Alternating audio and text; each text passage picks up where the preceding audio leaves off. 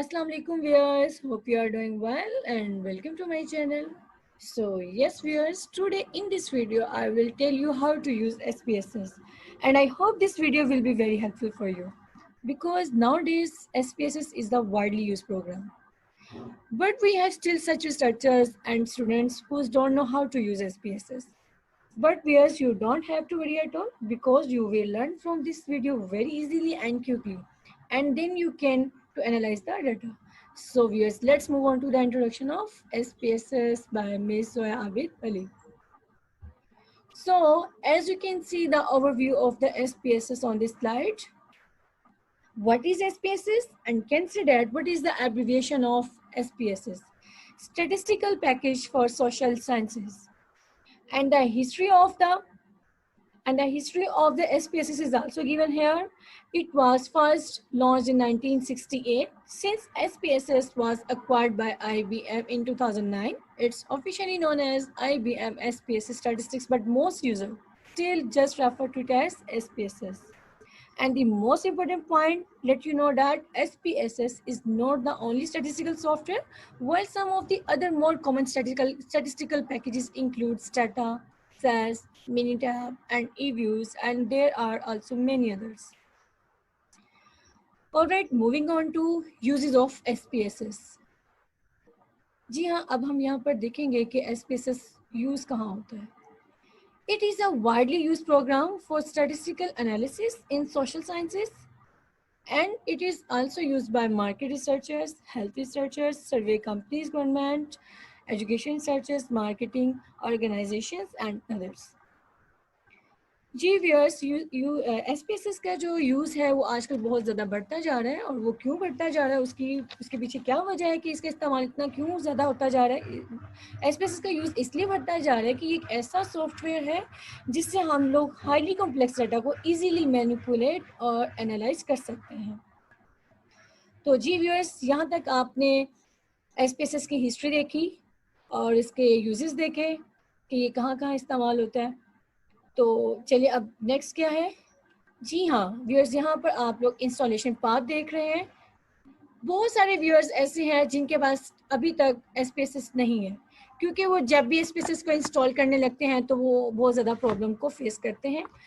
लेकिन जब आप इन स्टेप्स को फॉलो करेंगे तो आप लोगों को कोई प्रॉब्लम नहीं आएगी. आप लोग इजीली अपने सिस्टम में SPSS को डाउनलोड कर सकेंगे.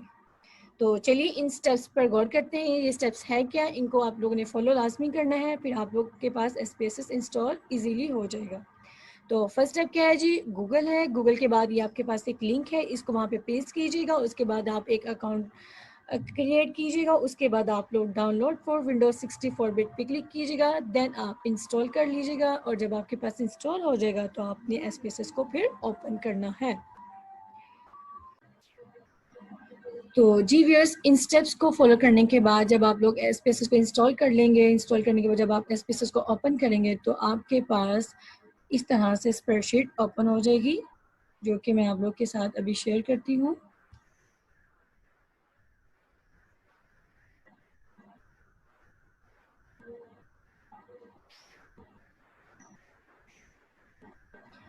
जी व्यूअर्स, ये आप लोगों के सामने एक स्प्रेडशीट ओपन हो चुकी है इंस्टॉल करने के बाद. ये जो आपके सामने स्प्रेडशीट ओपन हुई है, ये मेन विंडो है SPSS की. तो बेसिकली मैं आपको ये भी बताती जाऊँ कि जो SPSS की मेन विंडो होती है वो दो हिस्सों पर मुश्तमिल होती है. First one is data editor and second one is output viewer. यहाँ पर जो आप लोग देख रहे हैं, ये आप लोग के पास ये सामने जो आपको नज़र आ रही है, ये डाटा एडिटर है, और आउटपुट व्यूअर के बारे में हम बाद में बात करते हैं.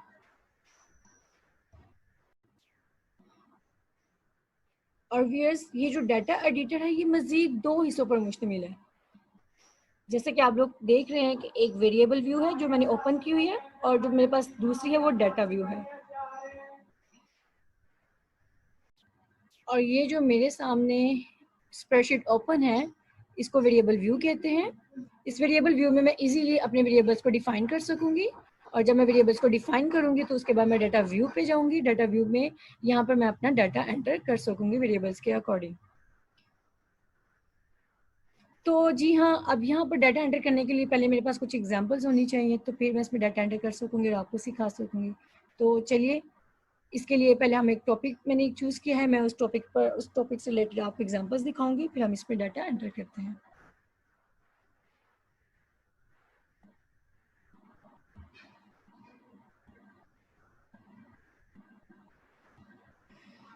तो जी हाँ, जो मैंने टॉपिक चूज़ किया है वो है representation of data by graphically.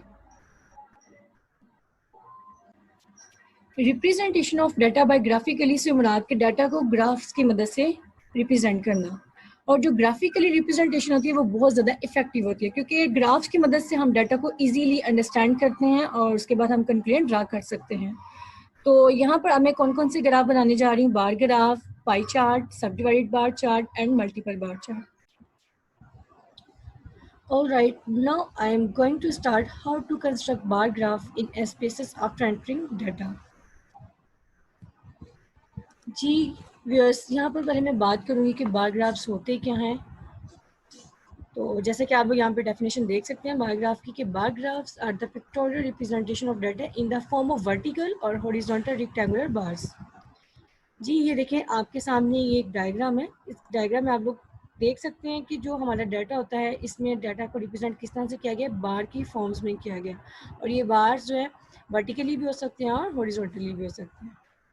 और इसको कंस्ट्रक्ट करने का मेथड क्या है जी, कि जो क्लासेस वगैरह होती हैं, क्लासेस में एयर्स आ सकते हैं, हमारे पास कोई किसी भी किस्म की कोई काइंड आ सकती है, तो इस तरह की जो चीज़ होती है वो हम लोग एक्स एक्सिस पर लेते हैं, जिस तरह की वेरिएबल्स होते हैं। और जो फ्रिक्वेंसीज वगैरह होती हैं वो हम लोग वाई एक्सिस पर लेते हैं। क्लासेस वगैरह हमारी एक्स एक्सिस पर आती हैं और जो फ्रिक्वेंसीज है वो हमारी वाई एक्सिस पर आती हैं। ऑलराइट, और जी मोस्ट इंपॉर्टेंट क्वेश्चन ये है कि जी जो बार चार्ट है वो किस किस्म के डाटा के लिए सूटेबल है। तो जी बार चार्ट जो है वो सिंगल डाटा सेट के लिए बहुत ज़्यादा सूटेबल है। तो इसमें ये भी हो सकता है कि इसमें एक वेरिएबल हो, और सम सिचुएशंस ऐसी भी हैं कि सिंगल डाटा के साथ दो वेरिएबल भी होते हैं, तो उस सूरत में भी हम लोग बार चार्ट को ही यूज़ करते हैं। बेसिकली बार चार्ट जो होता है वो सिंगल डाटा के लिए यूज़ होता है, चाहे उसके साथ एक ही वेरिएबल हो चाहे उसके साथ दो वेरिएबल हो। डाटा सेट अगर सिंगल है तो हम बार चार्ट यूज़ करते हैं। ऑलराइट, तो चलिए अब हम SPSS पर बार चार्ट को कंस्ट्रक्ट करना सीखते हैं कि बार चार्ट कैसे कंस्ट्रक्ट किया जाता है। तो इसके लिए पहले मैं आपको एग्जांपल दिखा दूं बार चार्ट से रिलेटेड। इस एग्जांपल को यूज़ करते हुए हम लोग SPSS में अपना वेरिएबल्स डिफाइन करेंगे और अपना डाटा एंटर करेंगे, और इस तरह से आप लोग भी सीख जाएंगे कि किस तरह से SPSS में डाटा एंटर किया जाता है और किस तरह से एनालाइज किया जाता है डाटा को। तो जी आप लोग देख सकते हैं कि मेरे पास एक डाटा सेट है। इसमें आपके पास आप लोग देख सकते हैं कि मेरे पास दो वेरिएबल्स हैं। First variable is years and second variable is profit. There are two variables. तो मैं इन दो वेरिएबल्स को पहले डिफाइन करूंगी SPSS में, और उसके बाद मैं अपना डाटा भी इसमें एंटर करूंगी, फिर हम इसको ग्राफिकली रिप्रेजेंट करेंगे। ऑलराइट, तो चलिए SPSS की तरफ चलते हैं।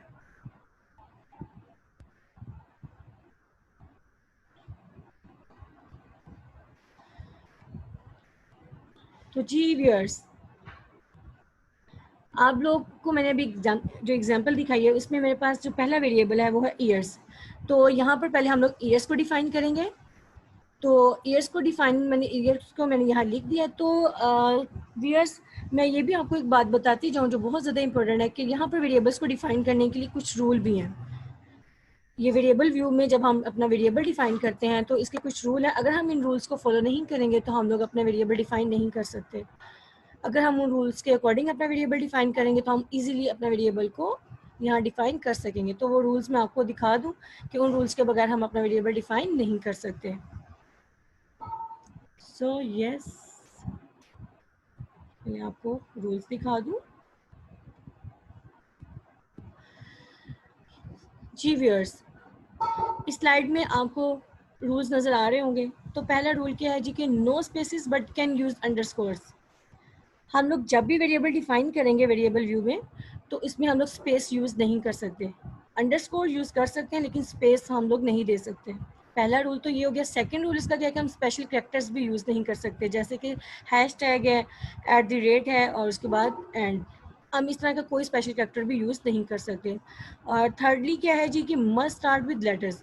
और जो वेरिएबल है वो हमेशा हम लोग लेटर्स के साथ ही स्टार्ट कर सकते हैं, नंबर्स के साथ बिल्कुल भी नहीं कर सकते। एंड द फोर्थ वन क्या है जी, each variable name must be unique. Variable का नेम यूनिक होना चाहिए, सेम नहीं हो सकता। And the last one is 64 characters और लेस।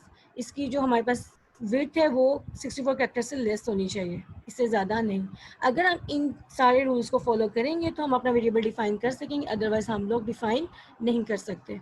तो चलिए गाइस, मैं आप लोग को बताती जाऊँ कि इसमें किस तरह से हम लोग अपना वेरिएबल डिफाइन करेंगे इन रूल्स के अकॉर्डिंग। जी हाँ, जैसे कि आप लोग देख सकते हैं यहाँ पे मैंने ईयर्स लिखा है, तो ये तो इजीली डिफाइन हो चुका है। अगर मैं यहाँ पर ईयर्स को ईयरली लिख दूँ एंड स्पेस भी दे दूँ, अपने वेरिएबल का नाम मैं चेंज कर दूँ, ईयरली डाटा कर दूँ स्पेस के साथ, then you can see it's not allow.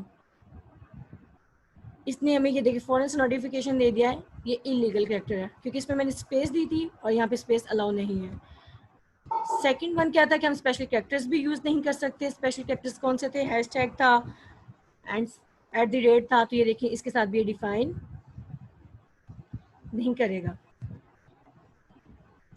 Alright, इसी तरह अगर हम लोग लेटर्स नहीं यूज़ करते, नंबर्स को यूज़ कर लेते हैं 1, तो ये इसके साथ भी डिफाइन नहीं करेगा। ऑलराइट, आई होप आप लोग को ये समझ आ गया होगा कि जो मैंने आपको वेरिएबल डिफाइन करने के कुछ रूल्स बताए हैं, तो इन रूल्स के अकॉर्डिंग मैंने आपको वेरिएबल को यहाँ डिफाइन करके दिखाया है, तो ये नहीं कर रहा एक उसको, ठीक है, ये अलाउ नहीं करेगा अगर आप लोग रूल्स के ऑपोजिट चलेंगे तो इसलिए जी बेटर क्या है वे कि जस्ट मैं यहाँ पर ईयर्स लिखा, मैंने कोई स्पेस नहीं दी, तो ये डिफाइन हो जाएगा।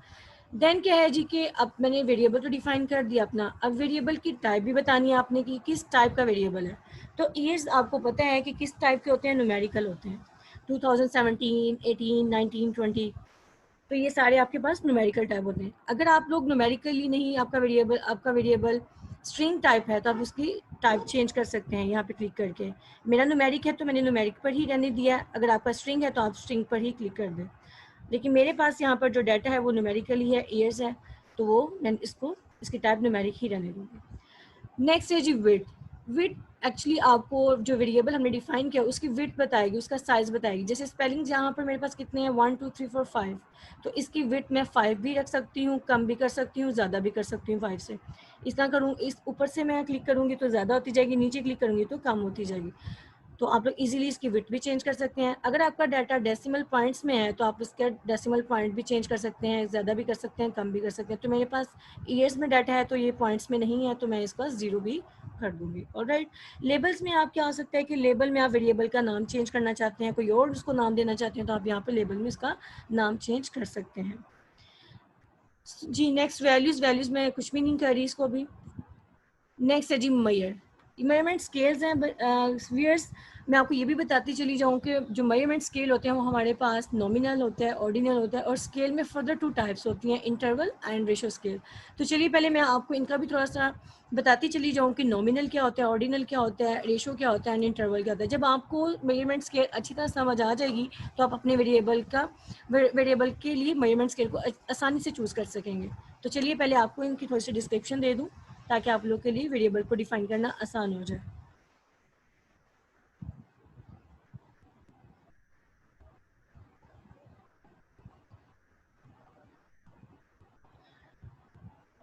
So yes viewers, as you can see here, nominal scale used to classify objects, individuals and groups. Nominal scale जो होता है वो हमारे पास किस लिए यूज़ किया जाता है, हम लोग ऑब्जेक्ट्स को, इंडिविजुअल्स को और ग्रुप्स को क्लासीफाई करने के लिए इस्तेमाल करते हैं। क्लासीफाई मीन क्लासिफिकेशन करना। एग्जाम्पल्स क्या है इसकी जी, gender, country and religion. Gender आपको पता है जेंडर किस तरह से क्लासीफाई होता है, मेल्स एंड फीमेल्स में। जो मेल होंगे उनको मेल वाले ग्रुप में रखा जाएगा और जो फीमेल होंगी उनको फीमेल वाले ग्रुप में क्लासीफाई किया जाएगा। इसी तरह अगर मैं रिलीजन की बात करूँ तो कुछ मुस्लिम्स होते हैं और कुछ नॉन मुस्लिम्स होते हैं, तो इस तरह ये भी क्लासिफिकेशन इनकी हो जाएगी। तो नॉमिनल स्केल हम लोग हमेशा क्लासिफिकेशन के लिए यूज़ करते हैं और ये क्वालिटेटिव डाटा को रिप्रेजेंट कर रहा होता है। क्वालिटेटिव वही होता है जो न्यूमेरिकली मेजर नहीं हो सकता। ऑलराइट, देन है जी ordinal scale, use for ranking of preferences. जी इसमें हम लोग क्लासिफिकेशन तो करते हैं, क्लासिफिकेशन के साथ साथ हम लोग ने वेरिएबल्स को क्लासीफाई किया होता है, हम उनको उनकी रैंकिंग भी कर देते हैं, उनको रैंक्स भी असाइन कर देते हैं। जैसे कि अगर फॉर एग्जांपल मैं यहाँ बात करती हूँ कि अगर हम किसी से पूछते हैं जी ये 3 शहर मैंने सामने लिखे हैं, लाहौर, कराची एंड इस्लामाबाद, तो किसी से अगर क्वेश्चन किया जाए कि जी आपको इन तीनों शहरों में से सबसे ज़्यादा कौन सा शहर पसंद है, तो हो सकता है वो जिससे हमने सवाल किया वो जवाब दे कि जी मुझे सबसे ज़्यादा लाहौर पसंद है, उसके बाद मुझे कराची पसंद है, उसके बाद मुझे इस्लामाबाद पसंद है। तो जिस तरह से उसको पसंद होगा उसी तरह से, उसी हिसाब से, उसी बेस पे हम लोग अपने रैंक असाइन कर देंगे। जैसे कि अगर किसी बंदे को लाहौर सबसे ज़्यादा पसंद है तो हम उसको रैंक क्या असाइन करेंगे, लाहौर को हम 1 असाइन कर देंगे, कराची को हम 2 असाइन कर देंगे एंड इस्लामाबाद को हम 3। और अगर कोई ऐसा है कि जिसको इस्लामाबाद सबसे ज़्यादा पसंद है और लाहौर बाद में और कराची थर्ड पर, तो हम क्या करेंगे, इस्लामाबाद को हम फर्स्ट असाइन करेंगे, लाहौर को हम सेकंड करेंगे एंड कराची को थर्ड। इस तरह से हम लोग क्या करते हैं कि हम लोग ऑर्डिनल में क्लासिफिकेशन करने के बाद रैंकिंग भी करते हैं। तो ये होता है ऑर्डिनल स्केल।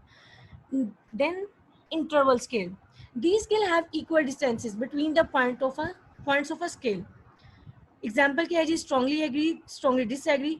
फॉर एग्जाम्पल अगर मैं कह देती हूँ कि जी किसी बंदे से ये सवाल कर लिया जाता है कि क्या आप जहाँ पे जॉब कर रहे हैं तो क्या वहाँ पे आपको हर फैसिलिटी मिल रही है।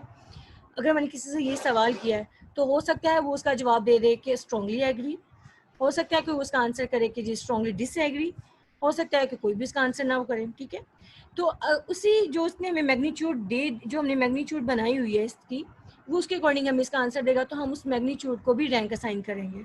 स्ट्रांगली एग्री को हम 1 असाइन कर देंगे, स्ट्रांगली डिसएग्री को हम 2 असाइन कर देंगे एंड नीदर को हम 3 असाइन कर देंगे।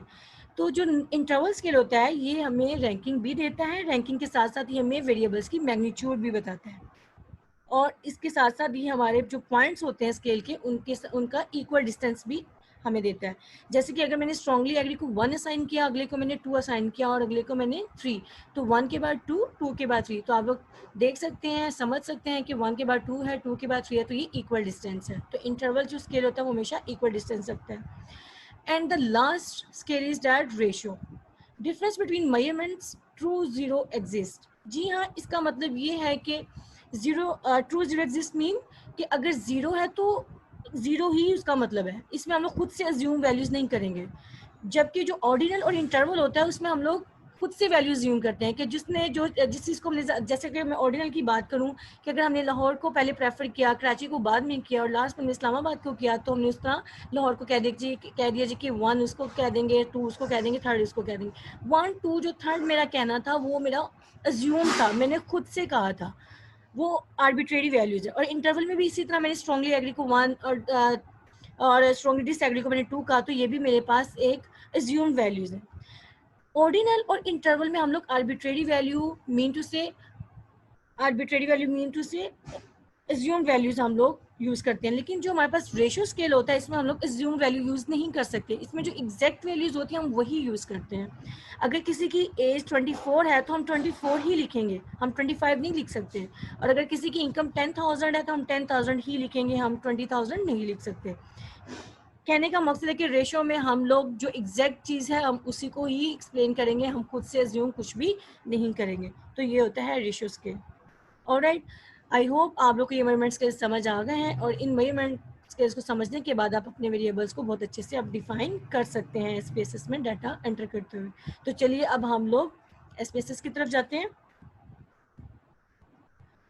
जी व्यूअर्स, अब यहाँ पे मेरे पास ईयर्स है, तो ईयर्स का डाटा आप लोग समझ सकते हैं कि मेरे पास किस किस्म का है। ईयर्स आपको पता है सीक्वेंस में होते हैं, 2000 जैसे 17 है, 17 के बाद 18 आएगा, 18 के बाद 19, 19 के बाद 20, तो it's mean there is order exist. यहाँ पर ऑर्डर एग्जिस्ट कर रहा है तो इसलिए मैं इसको ऑर्डिनल करूँगी। Alright, and the next variable is profit, और इसकी टाइप कौन सी है, प्रॉफिट भी डेफिनेटली न्यूमेरिकल डाटा है। जैसे कि मैंने डॉलर्स में डाटा लिया हुआ अपना, प्रॉफिट जो मेरा है वो डॉलर्स में है, तो वो भी न्यूमेरिकल टाइप है, तो इसलिए इसको मैं न्यूमेरिक ही रहने दूंगी। विथ मेरी आप इसको चेंज कर सकते हैं, जैसे प्रॉफिट की स्पेलिंग क्या है, 6 है, तो आप इसकी विथ 6 भी कर सकते हैं। ठीक है, आप 8 है तो 8 ही रहने दें, इट्स अप टू यू। और इसका और जो मेरे प्रॉफिट है वो भी मेरे पास डेसिमल में नहीं है, तो मैं इसको 0 कर दूंगी। ऑलराइट, उसके बाद इसका भी हम मेजरमेंट स्केल अप चेंज करने की कोशिश करते हैं कि इसमें अब मैंने आपको जैसे कि समझाया कि जो प्रॉफिट होता है, अब जिसका जो प्रॉफिट है हम वही लिखेंगे, हम इसको चेंज नहीं कर सकते। अब यहाँ पे जो प्रॉफिट ऑब्जर्व किया वो हम लोगों ने ईयरली ऑब्जर्व किया, तो जिस ईयर के अकॉर्डिंग जो प्रॉफिट जैसे होगा हम वैसे ही लिखेंगे, इसको चेंज नहीं कर सकते। इसलिए हम यहाँ पर स्केल चूज करेंगे। स्केल में क्योंकि हमारे पास अपॉर्चुनिटीज़ हैं रेशियो स्केल और इंटरवल, तो इसलिए हम यहाँ पे स्केल चूज करेंगे। तो यहाँ पर हमारे पास डाटा जो वेरिएबल व्यू में हमारे पास वेरिएबल डिफाइन हो गए हैं। अब मैं वेरिएबल डिफाइन करने के बाद डाटा व्यू में जाऊंगी, तो जैसा कि अब आप लोग व्यूअर्स देख सकते हैं कि यहाँ पर मेरे पास ईयर्स एंड प्रॉफिट आपको शो हो रहे हैं टॉप पर। तो अब मैं ईयर्स के अकॉर्डिंग यहाँ पर ईयर टाइप करती जाऊंगी और प्रॉफिट के अकॉर्डिंग यहाँ पर प्रॉफिट। तो चले जी, ईयर्स हम यहाँ पर डिफाइन करते हैं। हमारे पास ईयर्स थे 2017, तो उस एग्जाम्पल को लेते हुए हम लोग यहाँ पे डाटा एंटर करते हैं अपना 2017 and 2018 and 2019 and the last 2020. All right, and profit for $6 and $10. Profit जो है वो मेरे पास डॉलर्स में है। ऑलराइट, तो देखिए जी, अब यहाँ पे वेरिएबल्स डिफाइन किए थे मैंने और यहाँ पर मैंने अपना डाटा अपने वेरिएबल्स के अकॉर्डिंग डिफाइन कर दिया। तो एक और चीज़ मैं आपको बताती चली जाऊँ, मेरा प्रॉफिट जैसे कि डॉलर में था तो मैं इसका लेबल चेंज कर सकती हूँ यहाँ पे। तो प्रॉफिट को मैं यहाँ पे इसका नाम चेंज करके लिख सकती हूँ प्रॉफिट इन डॉलर्स, ताकि समझने में आसानी रहे। ऑलराइट, अब हम इसका बार ग्राफ बनाते हैं, ग्राफ्स चार्ट बिल्डर, क्योंकि मेरे पास यहाँ पे दो वेरिएबल हैं, तो जब भी दो वेरिएबल होंगे सिंगल डाटा के साथ तो हम लोग ग्राफ्स में जाएंगे, चार्ट बिल्डर में जाएंगे, उसके बाद हम ओके करेंगे। ओके के बाद हम लोग यहाँ पर अपना बार चार्ट सिलेक्ट करेंगे। तो जी हाँ व्यूअर्स, यहाँ पर आपको बार चार्ट्स की डिफरेंट टाइप्स नज़र आ रही हैं। ये है सिंपल बार चार्ट, ये है आपके पास क्लस्टर बार चार्ट और ये है स्टैक बार। बट अभी हमें सिंपल बार चार्ट बनाना है, तो मैं सिंपल बार चार्ट को ड्रैग करूँगी और इसको मैं यहाँ पर सिलेक्ट कर लूँगी। ऑलराइट, तो जी एक्स एक्सिस पर जैसा कि मैंने आपको पीछे बता दिया था कि हम ईयर्स क्लासेस अगर एक्स एक्सिस पर लेते हैं तो मैं इसको यहाँ पर पुट कर दूंगी, और जो मेरा पास प्रॉफिट इन डॉलर्स था वो मैं वाई एक्सिस पर प्लेस कर दूंगी। ऑलराइट, अब इसके आप लोग सेटिंग करना चाहते हैं तो आप सेटिंग भी कर सकते हैं कि मिनिमम पॉइंट मैं इसको 0 ही रहने दूंगी, मैक्सिमम मैं इसका चेंज कर देती हूँ कि मेरा मैक्सिमम जो डाटा है वो $10 तक जा रहा है, तो इसको मैं 10 कर दूंगी। और मेजर इंक्रीमेंट हम लोग ले लेते हैं, डिस्टेंस जो इनका ले लेते हैं दरमियान में यूनिट्स का, वो हम लोग रख लेते हैं 2 का। जी,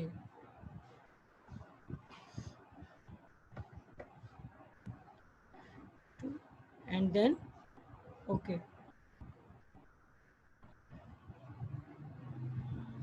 सो यस व्यूअर्स, अब मैं आपके साथ आउटपुट व्यूअर की शेयर जो शेयर करती हूँ।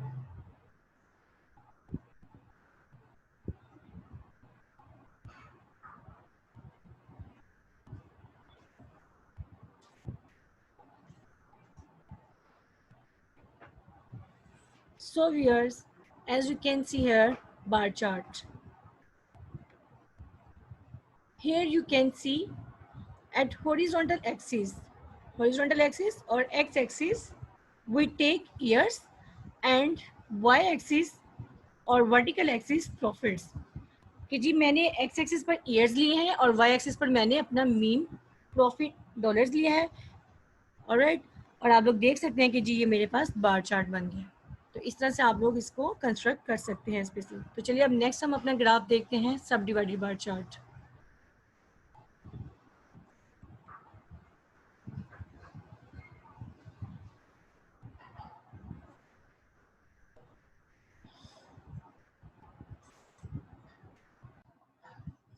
So viewers, as you can see, सब डिवाइडेड बार चार्ट, सब डिवाइडेड बार चार्ट जो होता है वो भी हमारे पास इसी तरह से कंस्ट्रक्ट होता है। बस इसमें हमारे पास ये होता है कि इसमें हम लोग जो अपना टोटल होता है इसको मज़ीद कैटेगराइज कर लेते हैं, मज़ीद वेरिएबल इसमें कैटेगराइज हो जाते हैं।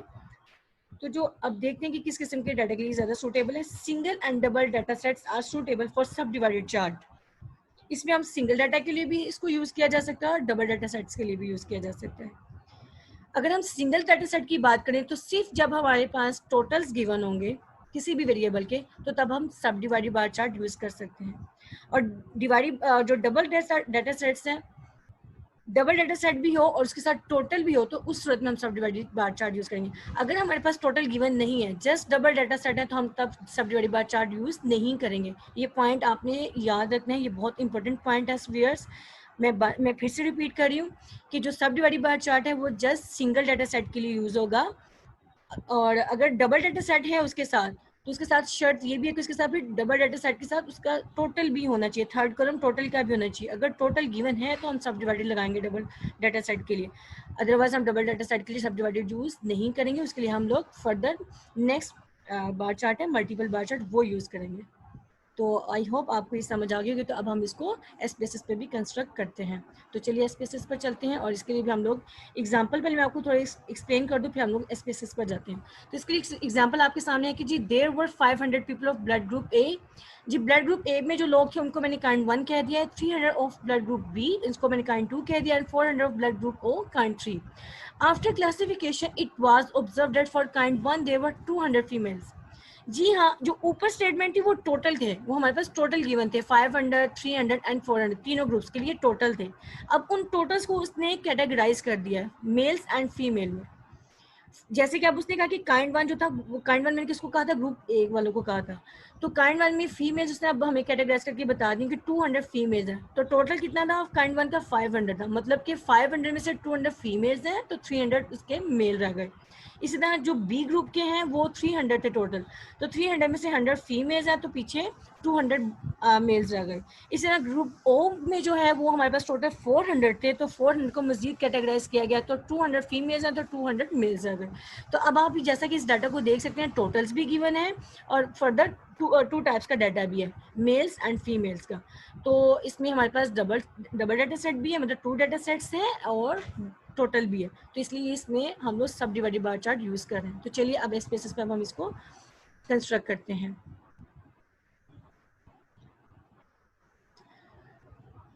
जी हाँ व्यूअर्स, ये वेरिएबल व्यू में मैंने वेरिएबल्स डिफाइन कर दिए थे। ब्लड ग्रुप मैंने लिया था, तो ये ब्लड ग्रुप मेरे पास ए बी सी थे, है तो ये स्ट्रिंग टाइप थी वेरिएबल की, बट मैंने यहाँ पे न्यूमेरिक लिया। न्यूमेरिक मैंने क्यों लिया वो मैं आगे आपको जाके वैल्यूज में एक्सप्लेन करूँगी कि मैंने इसको न्यूमेरिक क्यों लिया है। जी मैंने न्यूमेरिक किसको क्यों लिया, तभी मैं आपको सिखा देती हूँ कि वैल्यूज, ये वैल्यूज को यहाँ पे आप क्लिक करेंगे तो मैंने यहाँ पर जी कैसे इसको लिया है, जैसे कि मैं आपको दोबारा करके दिखा देती हूँ। मैंने ये ऑलरेडी किया हुआ था कि मेरा टाइम थोड़ा सेव हो जाए, लेकिन मैं आपको दोबारा करके दिखा देती हूँ। 1 फॉर ए ग्रुप एड, and 2 for B group and 3 for O group. All right, add and okay. तो जी ये देख सकते हैं आप लोग, मैंने जो मेरे पास स्ट्रिंग टाइप डाटा था A, B एंड C, मैंने उनको न्यूमेरिक फॉर्म में कर दिया है वैल्यूज असाइन करके, इसलिए मैंने इसकी टाइप न्यूमेरिक रखी है। अगर आप इसकी स्ट्रिंग डाटा को आप न्यूमेरिक वैल्यू में चेंज नहीं करना चाहते तो ना कीजिएगा, ये कोई ज़रूरी नहीं है। मैंने वैसे ही आपको समझाने के लिए कि वैल्यूज़ को हम किस तरह से डिफाइन करते हैं, तो मैंने इसलिए आप अपना जो स्ट्रिंग टाइप डाटा था मैंने इसको न्यूमेरिकल में करके आपको दिखाया वैल्यूज़ को। ऑलराइट, और इसकी मेजरमेंट स्केल हम लोग देख लेते हैं कि ये किस किस्म का है स्केल। तो ब्लड ग्रुप है, तो जो ब्लड ग्रुप जो होते हैं वो क्लासिफिकेशन पे डिपेंड कर रहा है ना, क्लासीफाई हम कर रहे हैं A B and O group, blood group जो है वो हमारे पास क्लासीफाई हो रहे हैं, तो इसलिए नॉमिनल रहेगा। इसी तरह जो जेंडर में भी हम लोग क्लासिफिकेशन करेंगे मेल्स एंड फीमेल, तो ये भी नॉमिनल ही रहेगा। और जो रही बात हमारी फ्रीक्वेंसीज की, नंबर्स की, तो नंबर्स देखें वो मैं इसको चेंज नहीं कर सकती, वो जितने मेल्स हैं उतने ही मेल्स रहेंगे और जितनी फीमेल्स हैं उतनी ही रहेंगी, तो इसलिए इसको मैं चेंज कर रही हूँ। ये रेशियो स्केल है तो स्केल आएगा, इस तरह टोटल भी स्केल में ही आएगा। ऑलराइट, तो ये हो गया जी मेरे वेरिएबल डिफाइन। अब हम चलते हैं डाटा व्यू पे। तो इस तरह मैंने इसके डाटा में डाटा भी एंटर कर दिया बस एग्जांपल को देखते हुए, जो मैंने आपको पीछे एग्जांपल एक्सप्लेन की थी। तो जी ये देखिए, अब यहाँ पर जो मेरे पास ब्लड ग्रुप है और जो जेंडर है ये मेरे पास स्ट्रिंग टाइप में है, हालांकि मैंने पीछे इसको वेरिएबल में न्यूमेरिकली टाइप किया हुआ है। तो आप इसको इजीली यहाँ पे आपको व्यूअर्स एक आइकन शो हो रहा होगा वेरिएबल वैल्यू लेबल्स का, तो यहाँ पे जब आप क्लिक करेंगे तो ये चेंज हो जाएगा। जैसे कि अब ये देखें, पहले वो स्ट्रिंग में था, अब ये न्यूमेरिकल हो गया। ऑलराइट, तो अब हम लोग सब डिवाइडेड बार चार्ट कंस्ट्रक्ट करते हैं। Graphs, chart builder, okay. अब यहाँ से हम लोग पहले सिंपल बार चार्ट चूज किया था, अब हम लोग यहाँ पर सब डिवाइडेड के लिए स्टैक बार चूज करेंगे। ऑलराइट, और एक्स एक्सिस पर हम लोग क्या लेंगे, काइंड्स, हम एक्स एक्सिस पर प्लेस करेंगे, और जो हमारे पास काउंट में फ्रीक्वेंसीज आ जाएंगी, और जो कैटेगराइज बाद में हम लोगों ने किया था अपने टोटल को, वो जेंडर वाइज किया था मेल एंड फीमेल, तो वो हमारे पास टैग में आ जाएगा। ऑलराइट, तो जी अब हम लोग ओके कर देते हैं, तो ये हमारे पास सब डिवाइडेड चार्ट हमारे सामने आ जाएगा। तो चलिए मैं आपके साथ इसकी आउटपुट शेयर करती हूँ।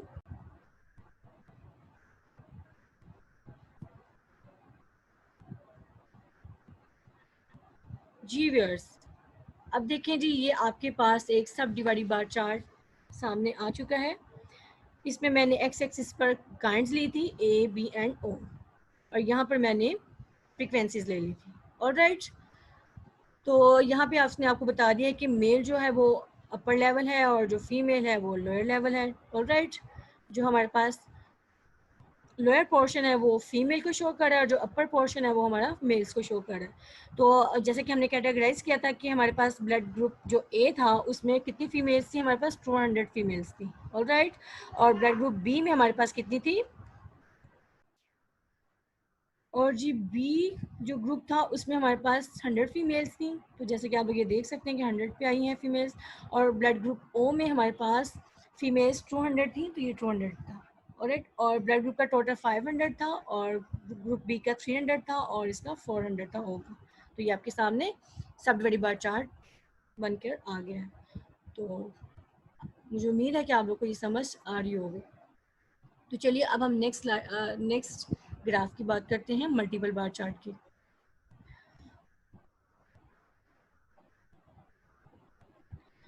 जी viewers, it is an extension of the simple bar diagram. जी मल्टीपल जो बार चार्ट है वो हमारे पास सिंपल बार चार्ट की एक्सटेंशन है। इसमें फ़र्क क्या है, सिंपल बार चार्ट में हम सिंगल डाटा सेट यूज़ करते हैं, जबकि मल्टीपल बार चार्ट में हम लोग 2 डाटा सेट्स यूज़ करते हैं। तो इसके लिए एग्जांपल देखते हैं हम लोग। इसमें जैसे कि आप लोग देख सकते हैं कि मेरे पास 2 डाटा है, एक कॉलेज ए का डाटा है और एक कॉलेज बी का डाटा है। तो अब हम लोग इनका मल्टीपल बार चार्ट एसपीएसएस में बनाते हैं। तो चलिए हम एसपीएसएस की तरफ ही जाते हैं।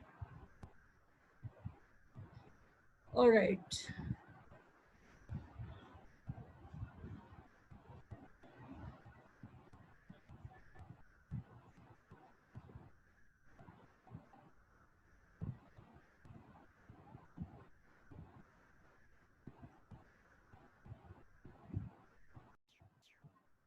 तो जी ये देखिए, मल्टीपल बार चार्ट के लिए जो मैंने एग्जांपल यूज़ की थी वो प्रोडक्ट्स थी, कॉलेज और स्टूडेंट्स थे। तो ये मैंने बिल्कुल उसी तरह ही वेरिएबल डिफाइन किए हैं, और वेरिएबल डिफाइन करने के बाद मैंने डाटा डाटा एंटर किया। तो चलिए अब हम मल्टीपल बार चार्ट कंस्ट्रक्ट करते हैं, चार्ट बिल्डर, देन ओके। अब यहाँ से हम लोग मल्टीपल बार चार्ट को ड्रैग करेंगे और एक्स एक्सिस पर हम लोग कंपनी,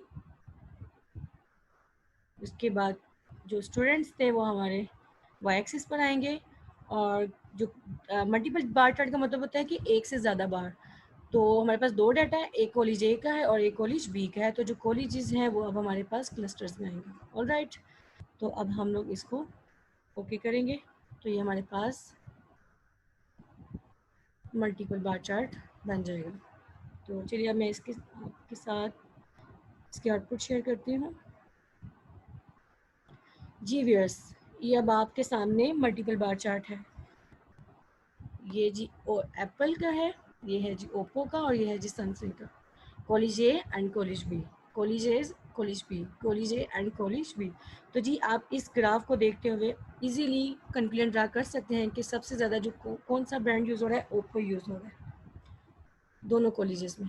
ऑलराइट, चलिए अब हम लोग अपने लास्ट ग्राफ पर जाते हैं, पाई चार्ट की तरफ।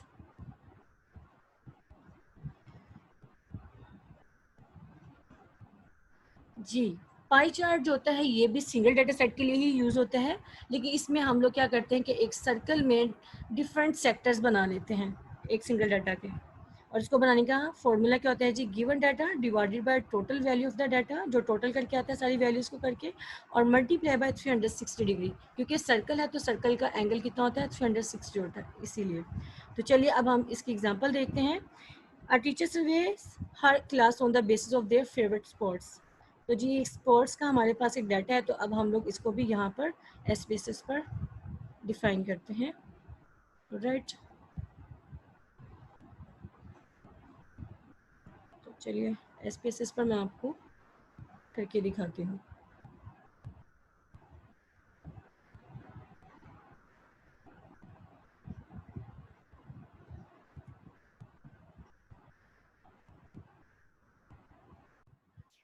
तो जी व्यूअर्स, ये हमारे पास पाई चार्ट की एग्जांपल का जो डाटा था वो यहाँ पे एंटर है। जैसे कि मैंने आपको सिखाया कि कैसे वेरिएबल डिफाइन करते हैं, उसी तरह मैंने वेरिएबल्स डिफाइन किए हुए हैं, आप लोग देख सकते हैं। और उसके बाद मैंने यहाँ पर अपना डाटा भी एंटर किया हुआ है। तो अब हम पाई चार्ट कंस्ट्रक्ट करते हैं, graphs, chart builder, then okay. अब यहाँ पर हम लोग पाई पर जाएंगे, यहाँ पर हम लोग ड्रैग करेंगे,